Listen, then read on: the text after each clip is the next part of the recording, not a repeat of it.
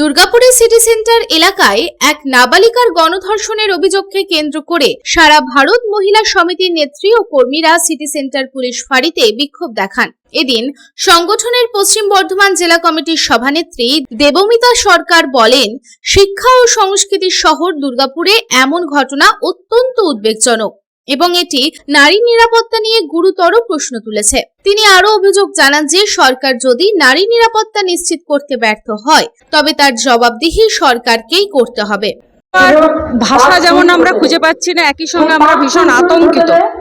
আমরা অত্যন্ত আতঙ্কের মধ্যে আছি, কারণ দুর্গাপুর আমাদের খুব গর্বের শহর, সংস্কৃতির শহর, শিক্ষার শহর। সেই দুর্গাপুরের সিটি সেন্টারের মতো জনবহুল এলাকায় একটা হোটেলের মধ্যে এই ধরনের ঘটনা, মানে আমরা ভাষা খুঁজে পাচ্ছি না যে কতখানি নিরাপত্তাহীনতার মধ্যে আমরা রয়েছি।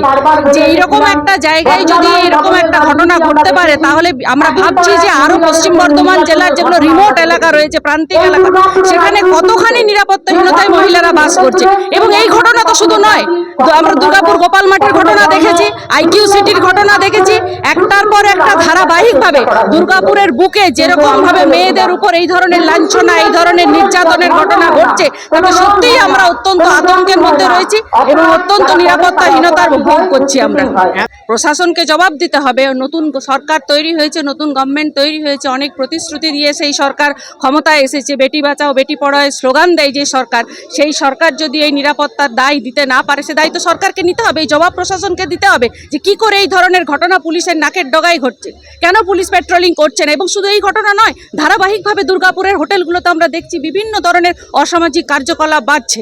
তো সেই ঘটনায় যদি পুলিশ প্রশাসন যদি চোখে কুলু পেটে বসে থাকে, তাহলে আমাদেরকে পথে নামতেই হবে। এদিন বিক্ষোভকারীরা ঘটনার সঙ্গে জড়িতদের কঠোর শাস্তির দাবি জানান। ঘটনা প্রসঙ্গে জানা যায়, বুদবুদ এলাকার বসবাসকারী অষ্টম শ্রেণীর এক ছাত্রী সিমরান তামাংকে বাড়ি থেকে ফুসলিয়ে নিয়ে যায় তারই এক বান্ধবী। এরপরে তাকে মদ্যপান করিয়ে 3 যুবকের হাতে তুলে দেয় এবং হোটেলে নিয়ে গিয়ে তাকে গণধর্ষণ করা হয়। তবে এই ঘটনায় পুলিশ নির্যাতিতার বান্ধবী সহ 4 জনকে গ্রেপ্তার করে ও তাদের দুর্গাপুর মহকুমা আদালতেও পেশ করা হয় এবং যাতে দোষীদের কঠোর শাস্তি হয় তাই দিকে দিকে চলছে বিক্ষোভ। এই ধর্ষণকারীদের দৃষ্টান্তমূলক শাস্তির দাবিতে মহিলা সমিতি লড়ছে।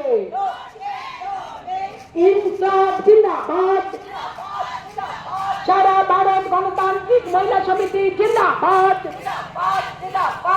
গত শনিবার দিন দুর্গাপুর হোটেলে নাবালিকাকে ধর্ষণ করা হয়, জবাব দাও।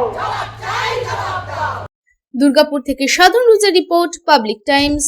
I am Dr. Radhakrishna. I am a gastroenterologist and a liver specialist. So I do visit Durgapur once a month. I stay here for 2 days. So we do different types of procedures pertaining to gastroenterology and liver. So we have a range of evaluations that we do here. We do the routine endoscopy, colonoscopy. Starting from there, we have advanced technologies like nasal endoscopy, liver fibroscan, capsule endoscopy.